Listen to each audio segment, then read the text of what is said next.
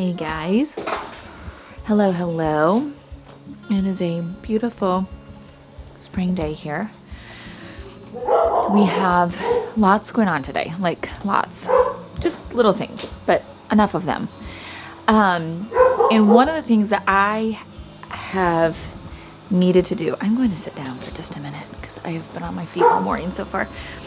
One of the things that I really needed to do today was harvest at least some of the green onions that I planted. So if you've watched I think I did it in a video, I don't know, one of the garden videos, I was talking about how I planted I planted my onions super close together intentionally. So then we really enjoy green onions. They're milder than regular onions. You can use them for lots of different things. We just made homemade macaroni and cheese last night. My kids love that. And we put them on top and they're great because they're mild, but just a little something more. So anyway, I've harvested probably about half of what I need to. So now my raised beds, I left every other one. So those, I have a feeling a dog is barking at a cat. So now the other ones will be left to grow the bulb. And we won't harvest those for some time. But I've been trying to think of all different ways that we can use these green onions. So some of them I just chopped and froze. We'll put those in soups, or if we do, casseroles or anything like that, you can use them. I made a green onion Chinese pesto is what it was called. It's not my original recipe. I found it and it was good. It had like soy sauce in it, salt, pepper, avocado oil. I will find the recipe. I did alter a bit. Garlic, the green onions. What else was in there? I don't remember everything else. And it was good. Now I'm not going to fill my freezer with it like I will with all the other pestos that we did last year, which we devoured all winter. But it was good. I can imagine it being delicious on just like a loaded grilled cheese sandwich. So I can't wait to try that.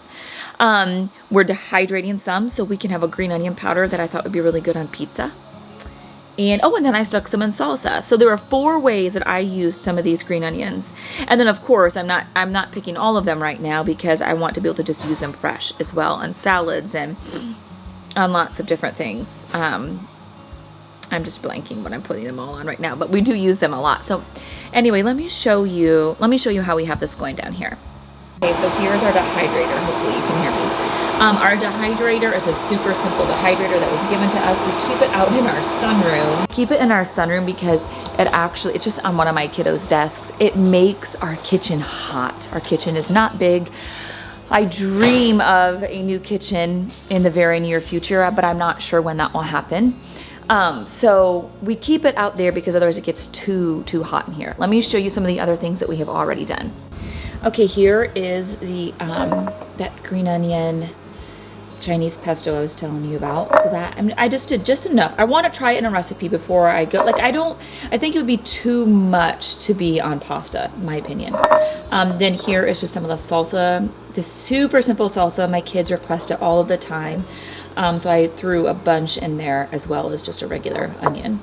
And then chopped green onions, you don't need to see that. It's just chopped green onions in a freezer bag and I put them in the freezer. So that is what we're doing. Oh, and I could show you this too. Last August, I was asked a lot more questions, or just sometimes I would get messages about how we preserve. I am not a canner yet. I would love to attempt that. I'm not sure I have the capacity to do that. So I'm always trying to come up with oils and vinegars and tinctures and how to freeze and just super unique ways to preserve food without involving canning. Not because I don't want to, it's just our life is full and it's super time consuming. So, but maybe I will attempt it this year. Here is how I keep my fresh onions. Somebody asked a question about how I do this. Let me show you. Okay, these are just fresh from my garden from last night. I change the water often because it does get kind of yucky, but you can see all of the roots. They will just continue to shoot out. If you have the bulb, the green onion bulb, they will continue to shoot out roots. So these, we go through them too fast to really even for me to care about that a whole lot. And we just have a lot of them, but that's how I do it. And I just cut them as I need them. Okay, so I thought I would just share with you just those simple ways that you can preserve something so easy to grow. I mean, green onions, if you have never grown them before, are very, very simple. You literally plant them, you water them sometimes, but they don't even need this massive amount of water. They're just easy. So those are things that I know that we would use. So I have to run now. I have lots of errands to do today, but I'll try to come back later and show you a couple more things that we have been working on. All right, Irish. Did you want to say hi? Hi. So come back later. Okay, hey guys, it is much later in the afternoon now. I had actually a little date with my oldest, which was quite lovely. But I wanted to finish up this video just by showing you, one, how the potager garden is looking already. In like literally a few days, it's changing so much. And then right after I posted something earlier today, I posted something about different ways to preserve green onions. Some questions came in about that. So I want to turn the camera around and show you one, how we're growing our onions this year. And if you are just catching some of these videos now, I planted the onions where I had no intention of planting them because none of our other ground was ready. So let me flip this around and show you what exactly I'm talking about. I have had no time to weed the walkways, and I don't know when I will have time for that. So right now they're just getting knocked down and they need to be knocked down again. I've already talked about that in other videos, and yeah, whatever. So, okay. Let me show you. These are all, so we have sugar snap peas here, which are loving this spot. They loved this spot last year, and they're actually doing really, really well. These are green onions. Then we have two different types of red onions there and there. Garlic, garlic, garlic on all of those front ones, some mint as well.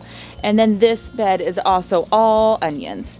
I said green onions a minute ago. The green onions are the top. Obviously, the onion bulb is growing underneath. This is the bed that I just pulled from today. I sowed our onions very, very thick. I had just purchased onion starts.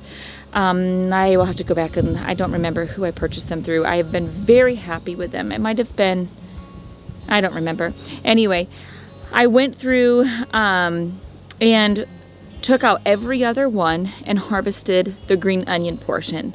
Now all of these will be left to continue to grow the bulb underneath for the rest of the season. This is our Brussels sprouts, which are doing, not our Brussels sprouts, I'm sorry, our cabbage, which is doing fantastic, except for the fact that I planted it too close together. So we'll just see what happens there. This is a test run for me because I've never done cabbage before. So yes, need some water. But then I also harvested 2 rows here of every other one. I will harvest every other one of this row tomorrow, and then every other one of a couple here and a couple over there in that corner. Okay, so here is the loveliness of growing onions, is that you really they can serve 2 different benefits. You can let them just go and harvest the bulb when that is time, which takes much longer, or in the spring for us, because I planted these very, not even spring. I mean, it was like the very end of winter for us, and we're garden zone 5B, and that's just to tell you what types of temperatures we get. It gets pretty cold here in the winter time, and I do have to worry about even losing perennials every once in a while. I lost a few this year, but what that means for the onions is they grow very well, and then so this springtime when I sowed them, I did them thick so that I could then harvest the green onions. One, we enjoy green onions. I put them on lots of different things. Salads, soups, casseroles. Casseroles we don't do a whole lot this time of year. We put them on our scrambled eggs, which is delicious, or omelets. And so I had mentioned the 4 different ways earlier, I believe. I put that in this video. If I didn't, I have saved them preserved them 4 different ways so far. Just by chopping them, freezing them. Those will probably go on soups. primarily, maybe on some garlic bread or something like that in this winter. I preserve them by making like a green onion, it was called a green onion Chinese pesto. I like it, it's good. I'm not sure I'll fill my freezer with it, but I think it'd be really delicious on a grilled cheese sandwich. I think I had already said that. I preserved them. What else did I do? I added some to our salsa, a lot actually to our salsa, which is delicious. And then there was one other way. What else? Oh, we're dehydrating some right now because I would like to make a green onion powder to like put on pasta and pizza and things like that. So all that to say, they're easy to grow and they're super easy to even preserve. So some of the questions that came in, let me see if I can remember them. There were just a couple questions. One was, what happens when your onion goes to seed? So when your onion goes to seed, it's usually for one of two different reasons, either too much fertilizer or fluctuating temperatures. Well, this spring we've had a lot of fluctuating temperatures from 90s down, like the last few nights we've gotten, the highs have been in the in the mid to upper 40s, and then in the heat of the day or the whatever, it's been only in the mid 60s. So greatly fluctuating. So if your onions have gone to seed, that's probably why, if you're in this type of garden zone area. If your onions go to seed, what does that mean for you? That means that your bulb has stopped growing and it won't grow anymore. So you will want to harvest those. Harvest and just use what you have of probably the green onions, because my guess is your bulb isn't very big yet, the onion bulb. And if you leave them in the ground, they, like I said, they will not grow anymore, and then the inside of it will start to rot. So yeah, you'll want to go ahead and harvest those. So here is one tip. If you're worried about your onions going to seed, if you harvest the green onions, because you're wanting the bulb, you're wanting the big onion, just a standard onion, harvest your green onions that are the largest and leave the smaller ones. You have a better chance of your smaller ones not going to seed. That, I spent some time doing that today. I've not actually had any onions go to seed yet this year. Actually, no, we haven't. I don't think we have. So, but I still am harvesting my larger ones, knowing that the temperatures have been so fluctuating. So anyway, just a little onion tip. Green onion, ways to preserve it. If you're growing onions, what you can do when you see that they go to seed. Yeah, I just thought that might be, if you're just starting gardening, or if you're wanting to start, onions and garlic I think are a really great place to start, because they're quite simple and not needing a whole lot. But if you're looking for things to do with them, those are just some fun things to do. A couple people over on Instagram have been asking for a garden tour. I've shown you, this is the potager. This was all here when we moved here. That is the potager garden, which is just kind of random this year because we just needed to get things into the ground. But this whole area, it's kind of hard to see the depth on a camera. You can see that wall. Not wall, it's not a wall, it's a hill. It's actually quite dangerous hill if you ask me, but whatever. The cool thing about this is I have been able to transplant at least 6 solid lamb's ear that were just wildly growing on here, and probably 5 lemon balm plants this year. My massive lemon balm that was over there this year died. It didn't make it, but it happened to reseed all on its own multiple places. So I'm trying to see if you can see the depth, maybe a little bit. Okay, but I walked over here because this whole area, it's a slight decline. I've asked Jason if he can till this up, just to give you a little sneak peek. I'm hoping this whole area will become my medicinal garden. I'm sorry, my medicinal herb garden. I have grown medicinal herbs for many years, and I use them. I use them for teas, I use them in tinctures, I use them in rubs. Things like echinacea, lemon balm, peppermint. What else have we done? I'm growing eucalyptus this year. I've never grown my own eucalyptus before, and it's actually doing quite well. So I only did a small row, but I'm doing that because I'm hoping next year to expand eucalyptus quite a bit for ourselves, but also just because it's beautiful, but it has so many health benefits. So as of right now, it's nothing. It grows weeds. If you don't stay up on that, that whole area will be like full of weeds very, very soon. We just mow over it right now. So Jason's gonna hopefully till it up, and I'm going to transplant some things that I have, and I might just purchase some small plant starts that will be perennials. I'm only doing perennials right now because I want them to come back on their own. But my goal is, actually, let me go back down there. So my goal is that will be, the majority of what will be in there will be all medicinal, or could be medicinal if I decide to make it that way.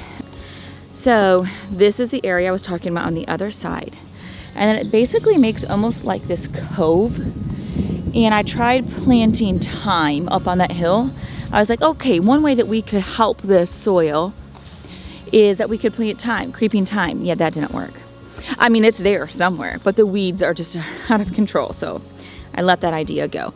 But what I think we're going to do now, if I back up, let me try to give you the wide picture.